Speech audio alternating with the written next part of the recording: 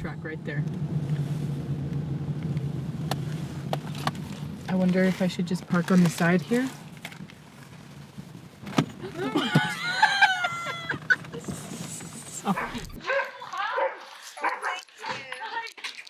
Just getting our day sort of set up and kind of flying by the seat of my pants.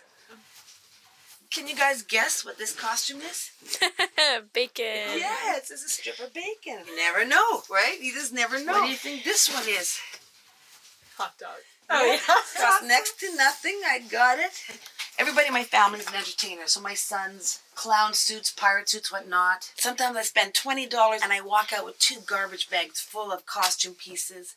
Okay, emergency something. There's creepier bunnies we have. Okay, that one. No, this is the one I think when you wear it, your head goes weird. That's Alien versus Predator bunny. An alien versus predator bunny. Okay. This is actually how I remember the most as my child. Okay, this is something that we did. I used to get almost one every second day.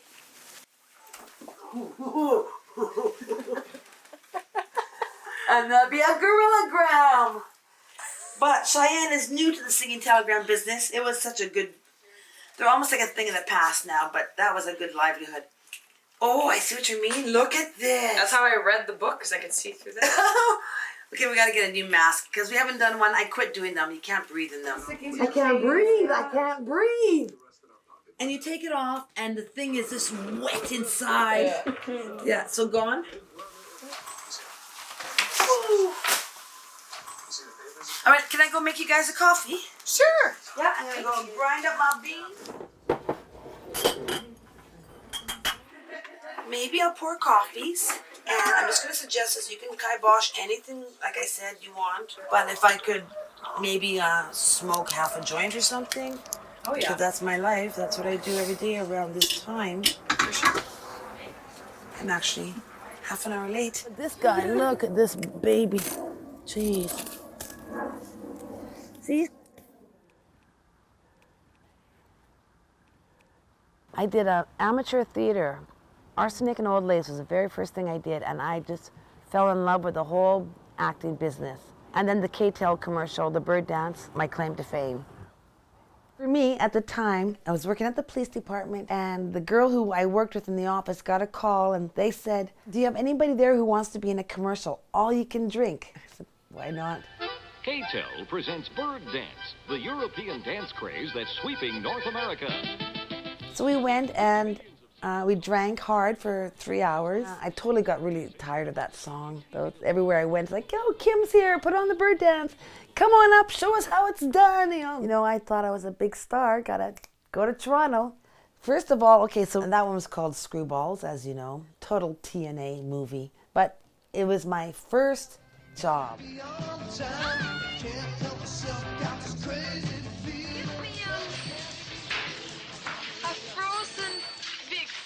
Been 250 other girls in that room, and they let everybody know that, you know, you're trying out for the cheerleaders and you're going to have to do nudity. And I was like, oh my God, no way, no way, no way. Okay, everybody. And it got down to 6 girls, and they told me I was one of them. Just to be considered, you know, it's a major movie picture. I finally said, okay, I'll do the nudity. I felt it was my only foot in the door at the time, because that was, you know, it's all about how to make a film. You got to have that pair of boobs, you know, scene in there.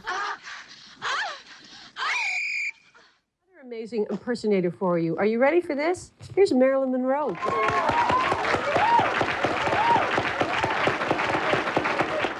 Kim Cayer, but at the moment this is Marilyn Monroe. Kim has wrote and starred in a show called Memories of Marilyn, and you are the creator of this show. Mm-hmm. I wrote it. I was getting so much Marilyn work, and when you're trying to be an actress, you don't want to get caught up in the one typecast. Right. So the way that I found to break it was to write a role in which I played 2 characters. And I played Molly, who's a 1990s streetwise girl who happens to look like Marilyn and gets caught up in the same producer, actress, you know, which still goes on nowadays a little bit.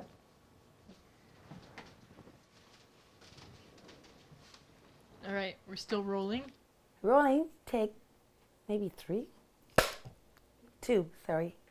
You know, with the film People, I had a couple incidents. One was huge in my life that changed my life.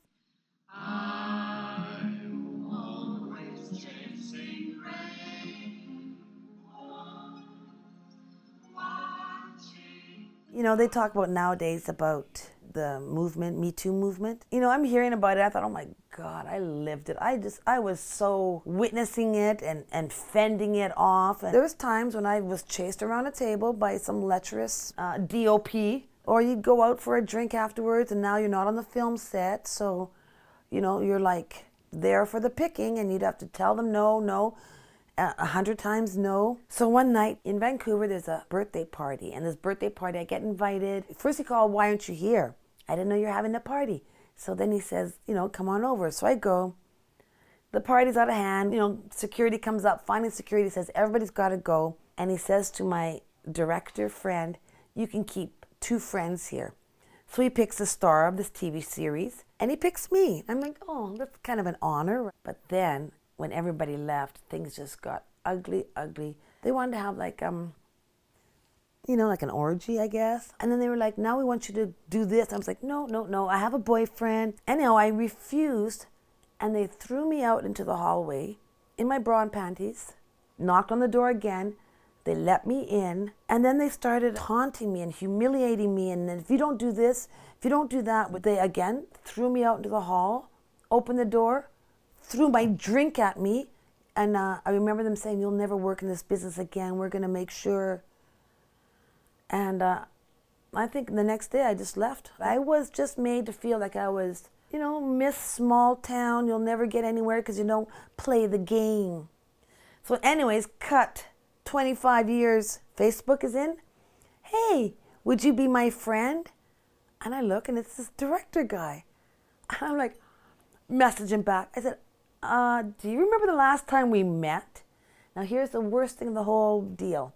For him, it was just a little blip in his life. I got drunk, I misbehaved. For me, life's changing. Isn't that weird how it's just so 2 different feelings? And I think in my whole life, that's the only time that I ever let somebody get the better of me or the best of me somehow. Definitely said my piece and let them know. I came back to Toronto, you know, having to sort of start over again. But then, thank goodness, the Marilyn Monroe thing just took off. So anything that's bad has happened, like that episode in Vancouver, it brought me back to Toronto, and I met my husband soon after and had my kids. Of all the whole things in my life, you know, the thing that is most important to me is, of course, my kids. And so as much as my husband and I, in the end, didn't get along, the only thing I keep thinking is that, look what we got, though. We got those 3 kids. This program is available to describe for the visually impaired. You asked my new tattoo I got. It's for my mom. So it's her signature with the flowers. Oh, that's so cute. Yeah, lilac's my favorite, but she didn't get it quite done. Yeah, so I'm getting lips, red lips, because my mom would always write notes and kiss with the red lipstick and stuff like that. So the red lips are going to go there with their signature and lilacs. That's so pretty. And then you can't see it, but we get lilac trees in the backyard too. I just have you say the alphabet. A, B, C, D, E, F, G, H, I, J, K, L, M, N, O, P, Q, R, S, Cub Quiet, T, U, V, W, X, Y, and Z. Entertainer, part-time mom. Peter Cobb? Fight me. Quiet, please. Peter Cobb, bring your bong. No, Maddie, now. I know I have to be quiet. Shh. We have very little power left. All right, I'm speeding. I'm going to read you a little bit from Lights, Camera, Dissatisfaction. I did it! I finally got a lead role. Grant you, it wasn't a Spielberg spectacular, but it could be the beginning of things to come.